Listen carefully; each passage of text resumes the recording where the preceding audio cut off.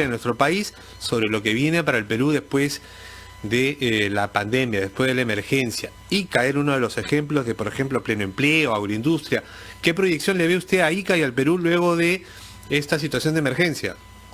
No, yo creo que Ica, aunque parezca mentira, Ricardo, las exportaciones estamos en plena campaña de paltos y cítricos. Ica es muy fuerte en ambos cultivos y ambos cultivos vienen superando las cifras de exportación del año pasado a pesar de la pandemia. Como yo siempre digo, las plantas no leen periódicos, felizmente, no ven televisión y no se distraen, ¿no? Y ellas siguen creciendo.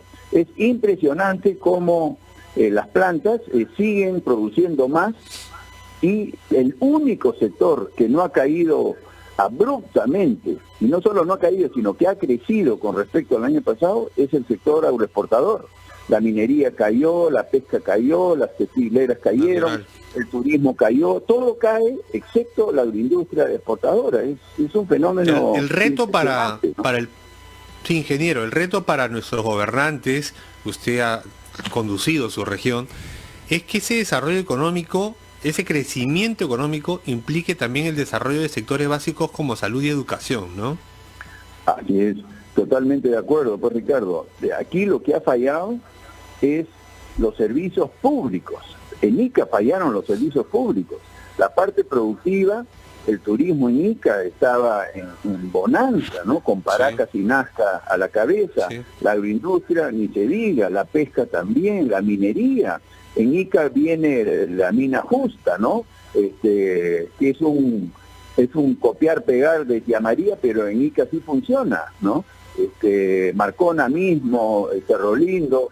O sea, Ica crecía del lado de todos sus sectores, ¿no? Y eso va a seguir.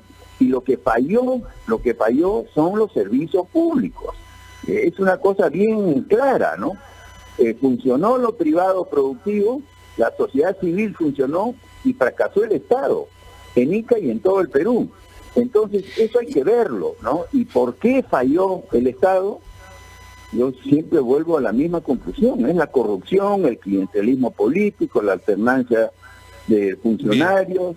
Eso lo hemos diagnosticado, pero parece que no se entiende muy bien a nivel del gobierno, ¿no?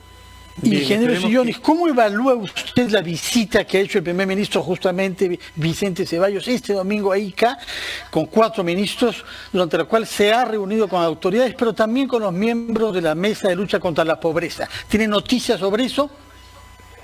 Sí, bueno, hay muchas críticas, pero yo creo que es el estado de ánimo de los iqueños, ¿no? Yo creo que toda visita de autoridades es bienvenida, es positiva, eso es tomar contacto con la realidad.